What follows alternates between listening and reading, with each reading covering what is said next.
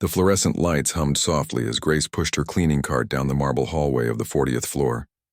It was nearly midnight, and the executive offices of Titanium Technologies were finally empty. Or so she thought. Grace had worked at this tech company for 3 years now. 3 long years of mopping floors, emptying trash bins, and wiping down conference tables where million-dollar deals were made. At 52 years old, she moved with practiced efficiency, her movements economical and precise. Every window got the same attention. Every desk received the same careful dusting. Most people never really looked at her. To them, she was just part of the building's machinery, as invisible as the air conditioning or the security cameras. And honestly, Grace preferred it that way. Being invisible meant she could think. She could observe. She could exist in a world that had tried very hard to erase her. Tonight, as she approached the break room on the executive floor, she heard laughter. Loud, careless laughter that made her pause just outside the doorway. "I'm telling you, it was hilarious," a young man's voice said. "The cleaning lady actually tried to correct my email." "Can you believe that?" More laughter erupted. "Wait, what?" Another voice chimed in. "Which one?" "You know, the older black woman. Works the night shift. She saw me printing something and had the nerve to point out a grammar mistake." Grace's hand tightened on her cart handle, but she didn't move. She'd learned long ago that reacting only made things worse. "That's rich," a woman's voice added, dripping with amusement. "I mean, what does she know about grammar?" "She probably didn't even finish high school, right?" I was like, "Thanks for the input, but maybe focus on getting the coffee stains out of the carpet." The group dissolved into laughter again. Grace took a quiet breath and continued past the break room. She didn't go in. There was no point. She'd heard variations of this conversation before. People made assumptions. They always had and they probably always would, but what they didn't know could fill entire libraries. 2 hours later, Grace finished her rounds on the 40th floor. She made her way down to the basement level where the cleaning staff had their lockers and a small break area. The space was cramped and dated, nothing like the sleek executive lounges upstairs, but it was theirs. Grace opened her locker, glancing at the items she kept hidden inside. Behind her spare uniform and cleaning supplies, there were 3 framed diplomas. She didn't look at them often anymore. Looking at them hurt in a way that was hard to explain. Stanford University, Master of Business Administration, the University of Pennsylvania, Bachelor of Science in Economics, Certified Public Accountant, State of New York. She closed the locker door gently. That life felt like it belonged to someone else now. Someone who had been young and ambitious and naive enough to believe that doing the right thing would be rewarded. Grace pulled out her phone and scrolled through the news, a habit she'd maintained from her old life. Business news, market reports, company earnings. She still read everything, still analyzed everything even though it didn't matter anymore, or at least that's what she told herself. Her supervisor, Tommy, walked into the break room carrying 2 cups of coffee. He was a good man, maybe 60 years old, with kind eyes and a gentle manner. "Rough night?" he asked, handing her one of the cups. Grace smiled. "Same as always. I heard Miller's group upstairs again. Don't let them get to you." "I don't," Grace said. And it was mostly true. She'd developed thick skin over the past few years. She'd had to. Tommy sat down across from her. "You know, I still don't understand it. A woman like you working this job. You're different from the rest of us, Grace, I can tell." Grace sipped her coffee. Tommy had always been perceptive, but she'd never told him the full story. She'd never told anyone here. "We all have our reasons for being where we are," she said quietly. Tommy nodded, respecting the boundaries she'd drawn. "Well, for what it's worth, you're the best supervisor we've ever had. The way you organize things, the way you solve problems, it's like you've run a whole company before." Grace didn't respond. She just smiled and changed the subject. The next evening, Grace arrived for her shift at her usual time. She changed into her uniform, tied her hair back, and prepared her cart. The routine was comforting in its predictability. Push the cart to the elevator, ride up to 40, start with the east wing, work her way west. But tonight, as she stepped off the elevator, she noticed something unusual. The lights were still on in the main conference room. The door was slightly open. Grace hesitated. Usually everyone was gone by this time. The executives kept strict hours in the building by 7 in the morning, gone by 7 at night. They had homes to go to, families waiting, lives outside these walls. She pushed her cart quietly down the hall, As she got closer to the conference room, she could hear voices. Two men, speaking in hushed but intense tones. Grace knew she should just move to a different section. Come back later. But something in the tone of their voices made her pause. The numbers have to match the projections, one voice said. It was the CEO, Raymond DeSantis. Grace recognized his voice from company meetings. I don't care how you make it happen, just make it happen. But sir, the actual revenue is 12% lower than what we reported to the board, the other voice said. Younger, uncertain, then adjust the quarterly expenses. Move some things around. The board doesn't look at the details, they look at the bottom line. Grace felt her heart skip a beat. She'd heard conversations like this before. A long time ago in a different building at a different company. I don't know if I'm comfortable with... Listen, Raymond's voice turned cold. You want to make VP before you're 35? You want that corner office? Then you do what needs to be done. Everyone does it. It's just creative accounting. It wasn't creative accounting. Grace knew exactly what it was. She'd seen it before. She'd exposed it before, and it had cost her everything. She stood frozen in the hallway, her mind racing. Part of her wanted to walk away, to pretend she hadn't heard anything. She'd learned that lesson the hard way. Being a hero doesn't pay the bills. Speaking truth to power just gets you crushed. But another part of her, the part that had earned those diplomas hidden in her locker, the part that had taken an oath as a CPA, that part couldn't stay silent. Not again. Grace quietly pushed her cart past the conference room and continued with her cleaning route. But her mind wasn't on the trash bins or the dusty desks anymore. She was calculating, analyzing, planning, because Grace Williams hadn't spent 3 years invisible for nothing. She'd been watching, she'd been learning, she'd been waiting, and tonight everything had just changed. Grace didn't sleep well that night.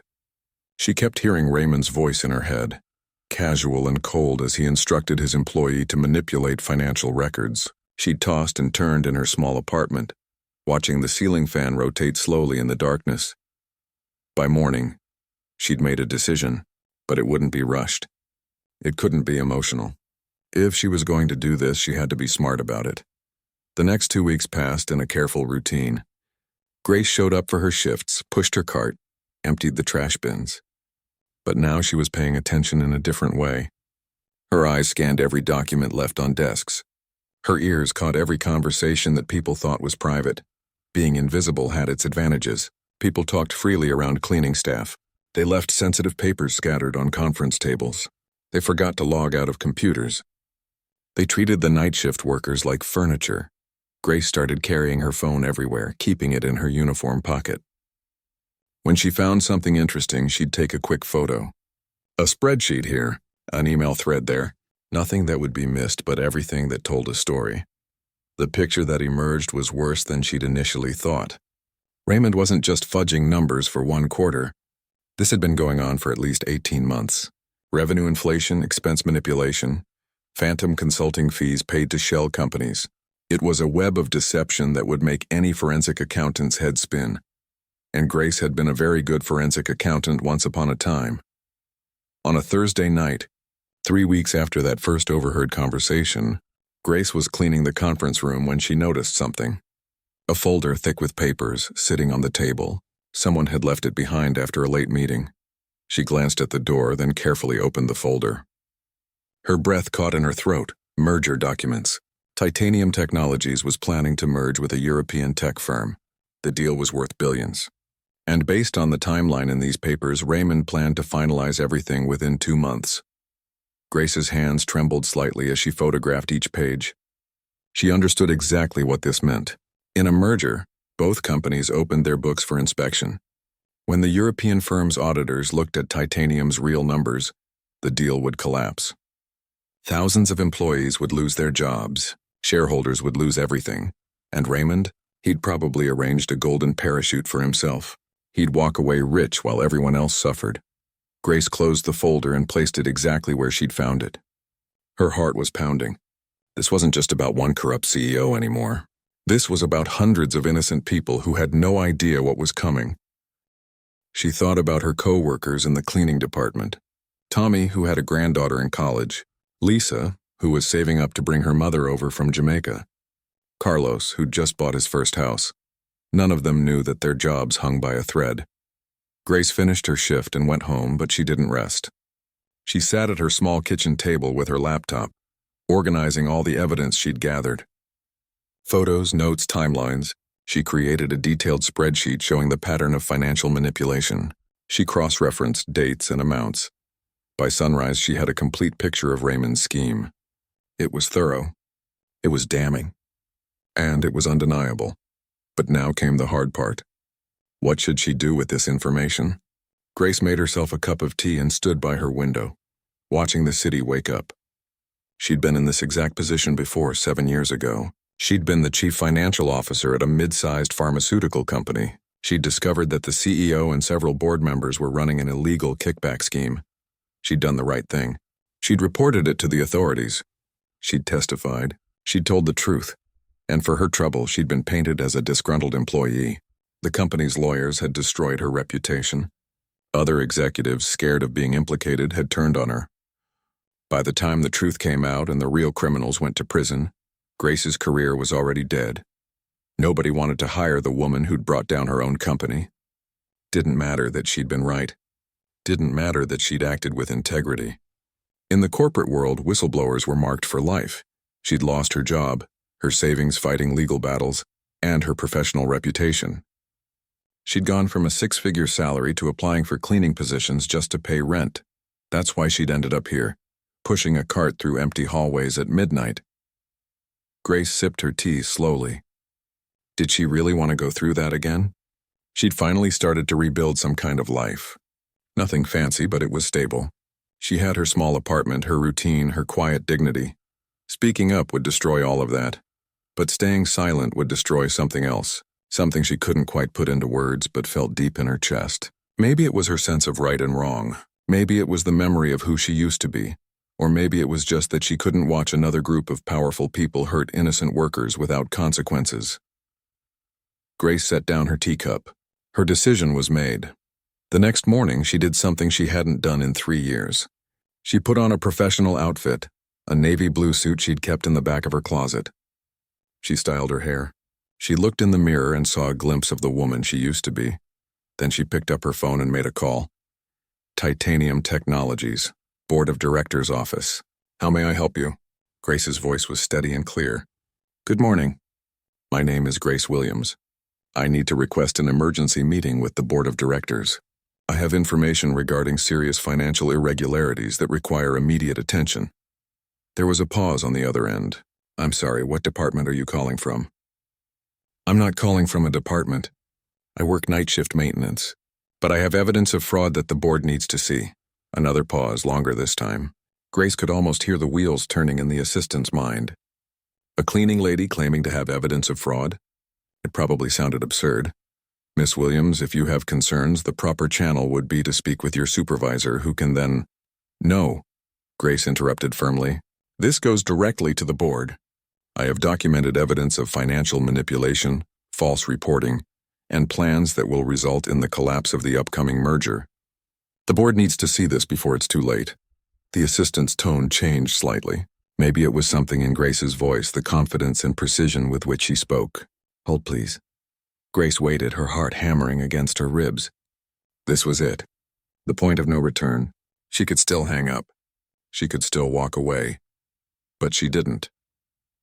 After what felt like hours, but was probably only 3 minutes, the assistant came back on the line. Miss Williams?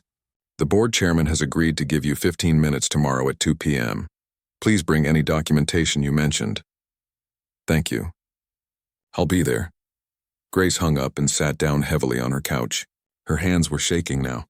15 minutes.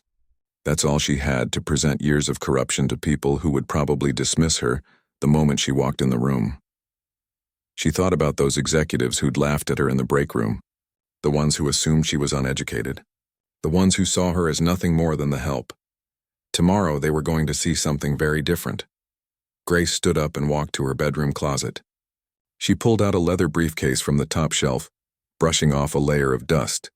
Inside were items she hadn't touched in years. Her professional certifications, letters of recommendation from her old life, awards and recognitions. She'd hidden these away because looking at them hurt too much. They reminded her of everything she'd lost. But tomorrow she'd need them.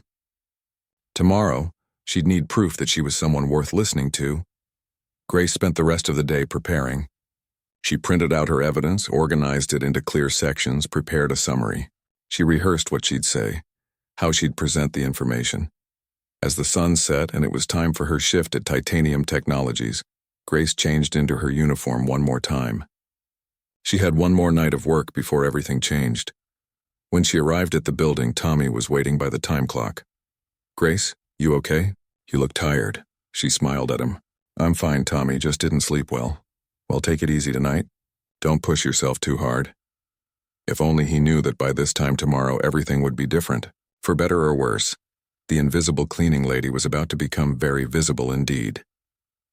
Grace arrived at Titanium Technologies at 1:45 p.m., 15 minutes early.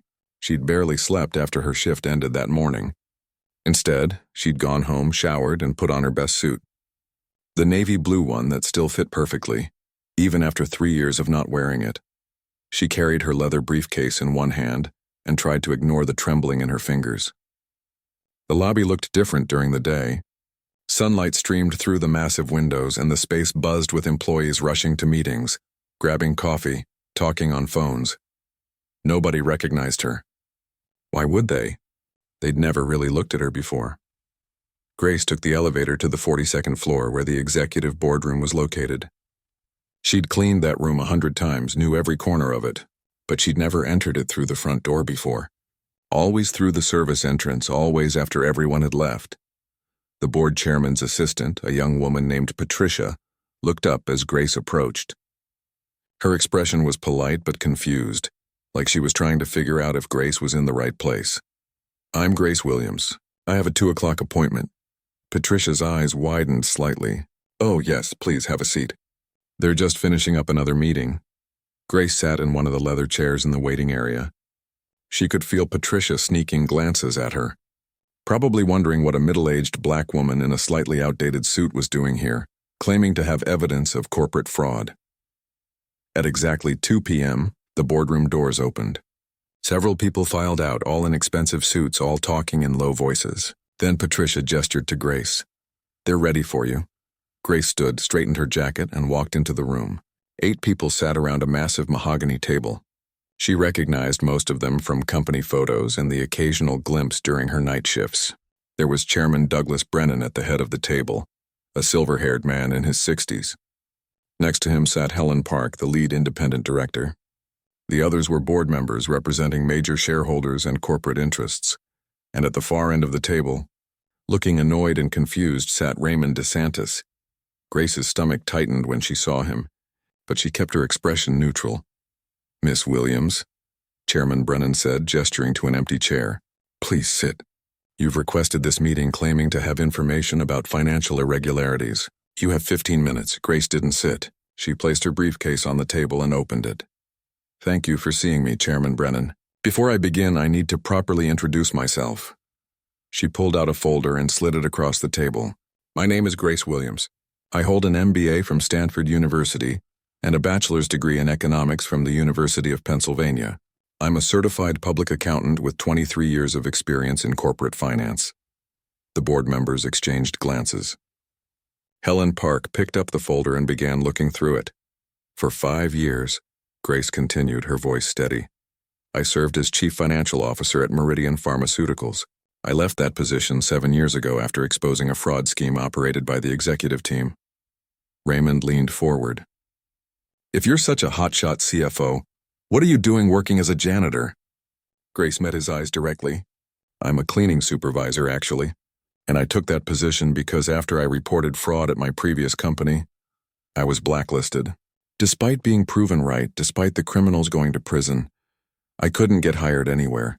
Corporate America doesn't like whistleblowers, Mr. DeSantis, even when they're telling the truth." The room went quiet. "However," Grace said, turning back to the board, 6 months ago, my name was finally cleared in federal court. All charges against me were dismissed and I received a formal apology. But by then, I'd already been working here for 2.5 years. She pulled out another folder, this one much thicker, which gave me a unique vantage point. "You see, when you're a member of the cleaning staff, you become invisible. People talk freely around you. They leave documents on their desks. They forget you're in the room. Chairman Brennan leaned forward, his interest clearly piqued. What exactly have you observed, Miss Williams? Grace opened the folder and began laying out documents on the table. Over the past several weeks, I've documented a systematic pattern of financial fraud. Mr. DeSantis has been inflating revenue figures, manipulating expense reports, and falsifying quarterly earnings to meet board projections. That's absurd, Raymond said, his face reddening. You can't just— Page 3, Grace said calmly, pointing to one of the documents. This is a photo of a spreadsheet left on the conference room table. It shows the real revenue figures alongside the reported figures. The difference is 12% for Q3 and 15% for Q4. Helen Park picked up the document, her expression growing serious. Grace continued, pulling out more evidence. Page 7 shows a series of payments to consulting firms that don't appear to exist. I cross-referenced the business registrations. 3 of these companies were incorporated 2 weeks before receiving their first payments, and all 3 list the same registered agent. The addresses are mail drops. She worked methodically, presenting each piece of evidence with the precision of someone who'd spent decades analyzing financial documents. The board members passed papers between them, their faces growing increasingly grave. Now, Grace said, the reason I came forward now, despite my previous experience, is this. She placed the merger documents on the table. You're planning to finalize a merger with Novotel Industries in 8 weeks. When their auditors examine Titanium's books, they'll discover these discrepancies immediately. The merger will collapse. Titanium's stock will crash, and approximately 2,000 employees will lose their jobs. The silence in the room was absolute. Raymond stood up abruptly. This is ridiculous. You're going to take the word of a cleaning lady over. A cleaning lady with an MBA, a CPA license, and more finance experience than half the people in this room. Grace said quietly, and I'm not asking you to take my word. I'm asking you to investigate. Everything I've presented can be verified. Every document, every transaction, every discrepancy. Chairman Brennan held up his hand, silencing Raymond. Sit down. He turned to Grace. Miss Williams, these are serious allegations. Yes, sir, they are. And I have more. Grace pulled out a small recording device. I also have audio of Mr. DeSantis instructing his finance director to falsify quarterly reports. I recorded it 3 weeks ago while cleaning the conference room. The conversation was clearly audible from the hallway. Raymond's face had gone from red to pale. You recorded me? That's illegal. Actually, Grace said, in this state only one party needs to consent to a recording. I consented, and given that you were discussing criminal activity, any expectation of privacy is voided. Helen Park looked at Grace with something like respect. You've done your homework. I've had 7 years to think about how I should have handled things the first time, Grace replied. This time I came with everything documented, everything verified, everything airtight. Chairman Brennan stood up. Miss Williams, I'm going to ask you to wait outside for a moment. Patricia will get you some coffee. We need to discuss this. Grace gathered her documents. As she walked toward the door, Raymond called out, You know this will ruin you again, right? You think you're going to be some hero. You'll just be the bitter employee who couldn't hack it and decided to make up lies. Grace stopped and turned back. For the first time, she allowed herself a small smile. Mr. DeSantis, I've spent 3 years mopping floors and emptying your trash. I've been laughed at, dismissed, and treated like I was invisible. I've already been ruined. The only difference now is that I have nothing left to lose. She walked out, closing the door behind her. Patricia brought her coffee, and Grace sat in the waiting area, her heart pounding. Through the heavy boardroom doors, she could hear raised voices, though she couldn't make out the words. 40 minutes later, the doors opened again. Chairman Brennan stepped out, his expression unreadable. Miss Williams, the board has voted to launch an immediate internal investigation. Mr. DeSantis has been suspended pending the outcome. We're bringing in an independent auditor. Grace felt her knees go weak with relief, but she remained standing. We'd like to hire you as a consultant for this investigation, Brennan continued.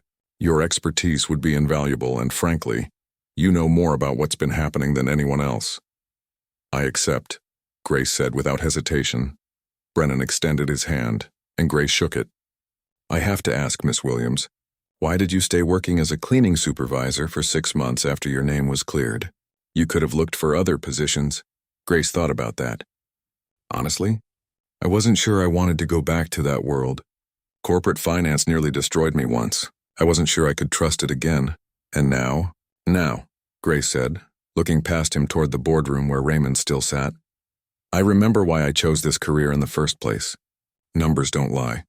They tell stories, and sometimes someone needs to make sure those stories get heard. As Grace left the building that afternoon, she passed a group of young executives in the lobby. One of them was the man who'd mocked her in the break room weeks ago. He didn't recognize her in her suit, briefcase in hand, walking out with the board chairman's private number in her phone, but Grace recognized him, and she smiled to herself, thinking that tomorrow he was going to learn something very important about assumptions. The news spread through Titanium Technologies like wildfire. By the next morning, everyone knew that Raymond DeSantis had been suspended. What they didn't know yet was why or who had brought the evidence forward. Grace arrived at the building at 9 a.m., earlier than she'd been there in 3 years. The security guard Miguel did a double-take when he saw her in business attire. "Miss Grace? What's going on? You okay?" She smiled at him. "I'm fine, Miguel. Just had a change in responsibilities. You're not leaving us, are you? The night crew won't be the same without you." "Not leaving. Just working different hours for a while." Miguel looked relieved. "Good. Because honestly, you're the only supervisor who treats us like actual people." Grace squeezed his shoulder gently before heading to the elevator.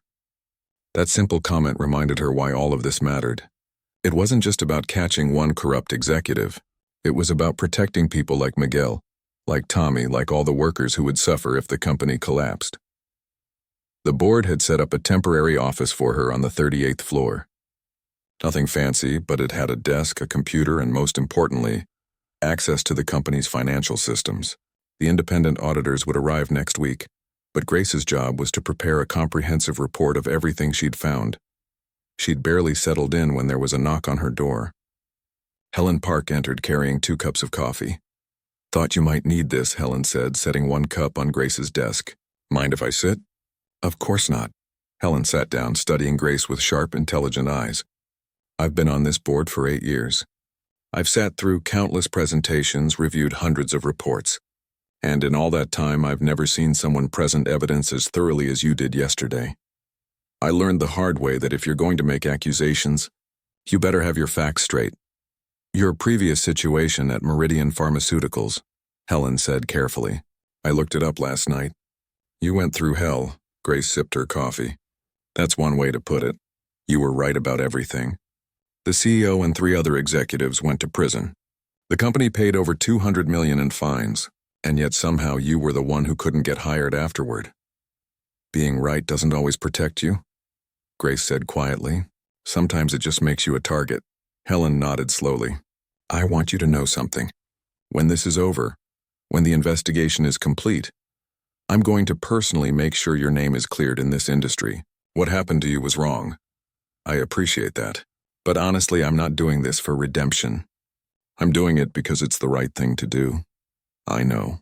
That's what makes you different." Over the next week, Grace worked longer hours than she had in years. The independent auditors arrived, a team of 3 from a prestigious firm, and Grace walked them through everything she'd discovered. They were impressed, almost shocked at the level of detail she'd compiled while working a night shift. The investigation moved quickly. Raymond's falsified records were easy to trace once people knew what to look for. The shell companies, the manipulated spreadsheets, the phantom consulting fees. It was all there, documented and undeniable. But the deeper they dug, the worse it got. Raymond hadn't been working alone. His CFO knew. 2 vice presidents knew. Even some of the mid-level managers had participated, either willingly or because they'd been pressured. Grace sat in meeting after meeting, explaining complex financial structures to investigators and lawyers. She translated accounting jargon into plain English. She connected dots that others had missed, and slowly, people in the company started to realize who she was. One afternoon, Grace was getting coffee in the executive break room when 3 young associates walked in. She recognized them immediately. They were the ones who'd mocked her that night, laughing about the cleaning lady who'd dared to correct someone's grammar. They froze when they saw her. The silence stretched out awkwardly. Finally, one of them, a young man named Kevin, cleared his throat. "Miss Williams, We wanted to apologize for what we said. About you. We didn't know. You didn't know I had degrees and experience, Grace finished for him. But here's the thing, Kevin. Even if I didn't have those credentials, I still deserved respect. The fact that I was working as a cleaning supervisor didn't make me less of a person. Kevin's face flushed red.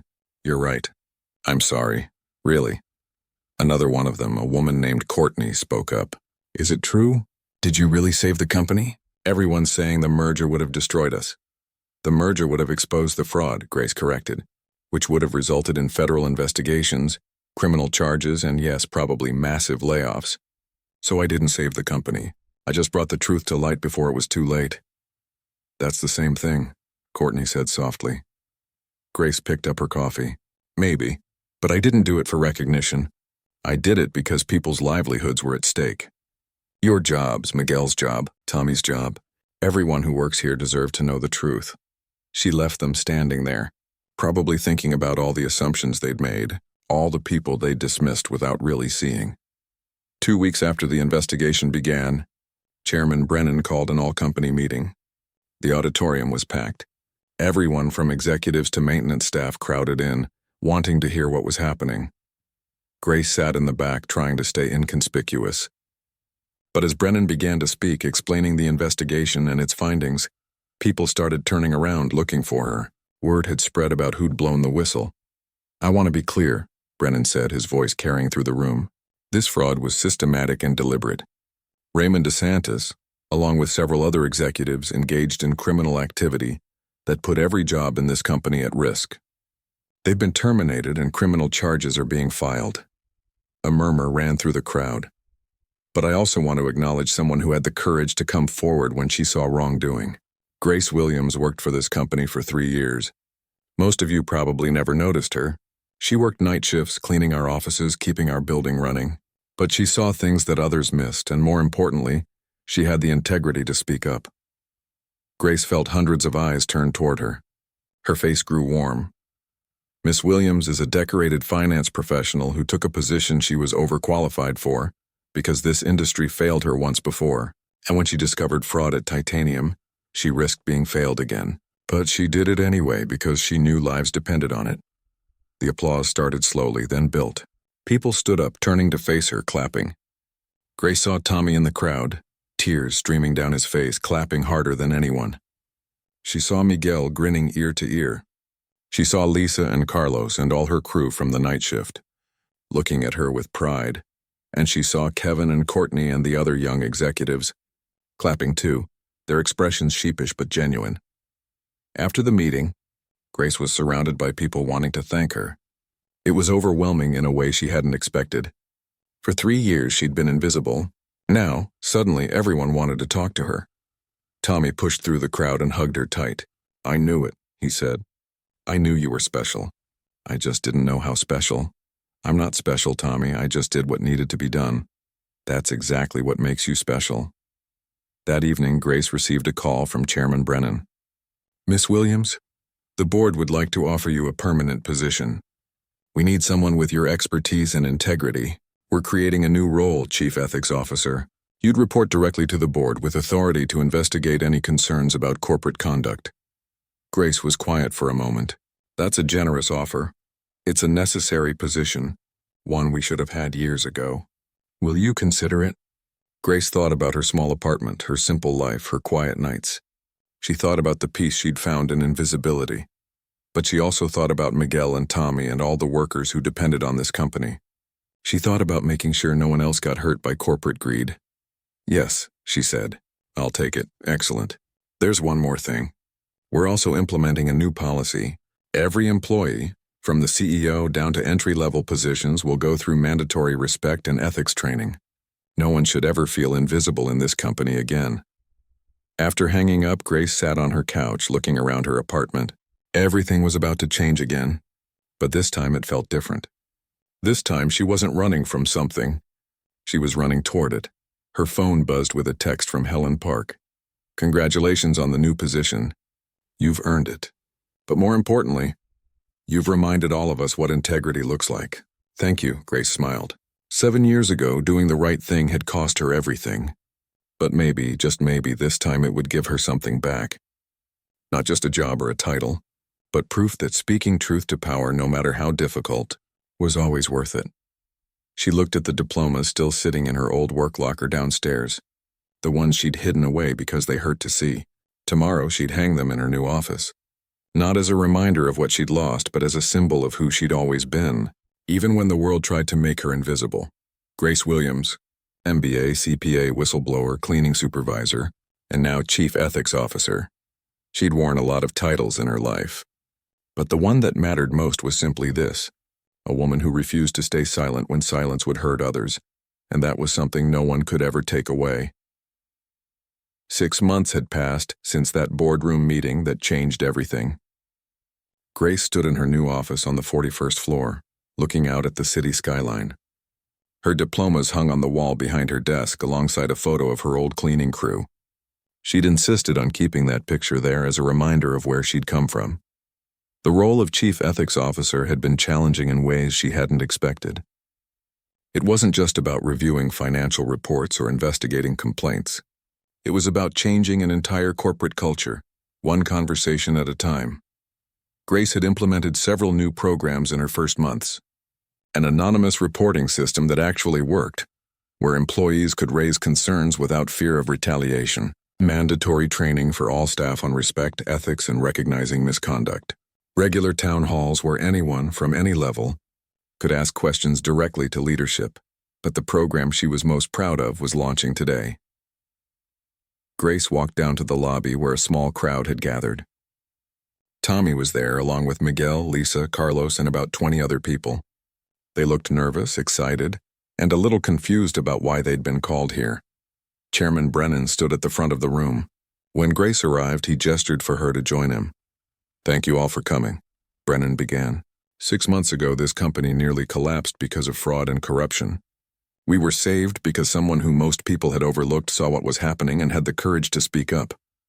Grace saw Tommy wipe his eyes. He still got emotional when people talked about what had happened. "That experience taught us something important," Brennan continued. "Talent, intelligence, and integrity exist at every level of this organization. Sometimes we just need to look for it. That's why we're launching the Second Chance initiative." He nodded to Grace, who stepped forward. "This program," Grace explained, "is designed to identify employees who have skills and potential beyond their current roles.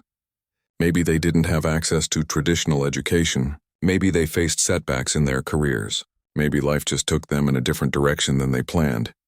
She looked around at the faces in the crowd, seeing recognition dawn in their eyes. "We've identified 25 employees in this first group who have demonstrated exceptional capabilities. We're offering full scholarships for additional education, mentorship programs, and pathways to advance within the company. No one should be defined by their current job title. Everyone deserves a chance to grow." The room erupted in applause. Lisa burst into tears. Carlos stood there with his mouth open in shock. Tommy raised his hand tentatively. "Miss Grace, does this mean what I think it means?" Grace smiled. "Tommy, you've been managing night shift operations for 15 years. You've got better organizational skills than most of our project managers. We'd like to sponsor you for a business management certificate with a guaranteed promotion upon completion." Tommy covered his face with his hands, his shoulders shaking. His wife, who'd come with him, wrapped her arms around him. One by one, Grace called out names and explained the opportunities being offered. Miguel would be trained in facilities management. Lisa could pursue her nursing degree while working part-time. Carlos, who'd mentioned once that he'd started college but had to drop out when his father got sick, could finish his engineering degree. After the ceremony, people crowded around Grace, thanking her, some crying, all of them looking at her like she'd changed their lives. "You changed mine first," Tommy said, hugging her tight. "You showed me that where you start doesn't determine where you finish." Later that afternoon, Grace had a meeting scheduled with the junior executives, the same group who'd once mocked her in the break room. It was part of the mandatory ethics training, but Grace had volunteered to lead this particular session personally. Kevin, Courtney, and 6 others sat around the conference table, looking uncomfortable. They knew why they were there. Grace didn't start with a lecture. Instead, she told them a story. "When I was 28 years old, I was a senior analyst at a major bank. I was ambitious, confident, maybe a little arrogant. One day I was in the elevator with a man in a maintenance uniform. He tried to make conversation, asked me about my day. I gave him one-word answers, barely looked at him. I was too important, too busy to chat with maintenance staff. She paused, letting that sink in. 2 weeks later, there was a fire alarm malfunction. The building had to be evacuated. That same maintenance worker personally checked every floor, making sure no one was left behind. He found an elderly accountant who'd fallen and couldn't get to the stairs. He carried her down 12 flights. Grace looked at each of them. His name was Mr. Patterson. He was a veteran, a father of 3, and one of the kindest men I never took the time to know. He retired a year later, and I never got the chance to apologize for being so dismissive. Courtney spoke up quietly. "What made you change?" "Life," Grace said simply. "Life humbled me.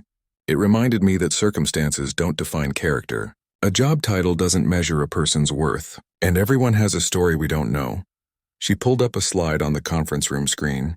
It showed statistics about workplace respect, employee satisfaction, and company performance. Companies with cultures of respect and inclusion don't just feel better to work for. They actually perform better. They innovate more. They retain talent. They avoid disasters like the one we just experienced. And it starts with how we treat each person we encounter, regardless of their role. Kevin raised his hand. "Miss Williams, I know I apologized before, but I want you to know I've really thought about it. About what I said, how I acted. I'm trying to do better." "I can see that," Grace said. "You've been one of the first to participate in the mentorship program. You're volunteering to help with the Second Chance initiative. That's not just apologizing with words. That's apologizing with actions." She spent the next hour not lecturing but having a real conversation with them about unconscious bias, about privilege, about what it means to truly see other people. By the end, several of them were volunteering ideas for how to make the company more inclusive. That evening, Grace returned to the basement level where the cleaning staff break room was. She'd made it a habit to visit at least once a week, usually bringing coffee and just sitting with her old crew. Tonight, though, something was different. The room had been renovated. New furniture, better lighting, a real coffee maker instead of the old stained one. There was even a small library of books in the corner. Tommy saw her expression. "Surprise." The company approved the renovation last week. Said all break rooms should meet the same standards regardless of which employees use them. Grace felt tears prick her eyes. It seemed like a small thing, but it wasn't. It was recognition that every employee mattered. "There's something else," Tommy said, leading her to the wall. There was a plaque mounted there. It read, "In honor of Grace Williams, who reminded us that dignity, integrity, and courage can be found in every corner of this company." "Tommy, this is too much." "It's not enough," he said firmly. "You gave us back our dignity. You made people see us. That's worth more than any plaque." 3 months later, Grace was invited to speak at a business ethics conference. As she stood at the podium, looking out at hundreds of corporate executives, she thought about the journey that had brought her there. "I'm often asked," she said, "what gave me the courage to speak up? The truth is, it wasn't courage. It was exhaustion. I was exhausted from being invisible. Exhausted from watching people dismiss others based on job titles. Exhausted from silence." She paused, making eye contact with people in the audience. "But here's what I learned. Every single person in your organization has value. The person who cleans your office might have an MBA. The security guard might be a veteran with leadership experience. The cafeteria worker might be putting themselves through law school. And even if they don't have those credentials, they still deserve respect, dignity, and the opportunity to be heard." The applause was thunderous. Afterward, dozens of people approached her, asking for advice, sharing their own stories of being overlooked or dismissed. One woman, probably in her 60s, waited until everyone else had left. "Thank you," she said simply. "I've been an executive assistant for 30 years. I have ideas, insights, experience, but no one ever asks. They just see the person who schedules meetings." Grace squeezed her hand. "Then it's time to make them see more. Start small, share one idea, volunteer for one project, show them who you are piece by piece, and if they still don't see you, find people who will." That night, Grace returned to her apartment, the one she'd kept despite her new salary. She'd thought about moving, getting something bigger, fancier, but this place reminded her of who she was. Not the titles, not the accolades, but the woman who'd survived, who'd persevered, who'd refused to let circumstances define her. She made herself tea and sat by the window watching the city lights. Her phone buzzed with a message from Helen Park. "Just heard you turned down 3 executive offers from other companies. You're staying with us?"